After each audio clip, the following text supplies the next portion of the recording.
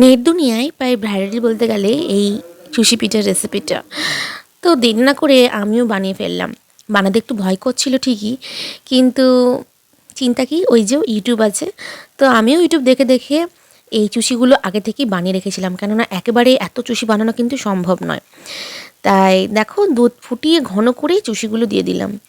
রেসিপিটা বলতে গেলে খুব সহজ বলবো না, একটু তো কঠিন আছেই চুষি বানানোটা স্পেশালি, কিন্তু পরবর্তীকালে বানানোর পর টেস্টটা যা হয়েছিল না, একদম মারাত্মক খেতে হয়েছিল।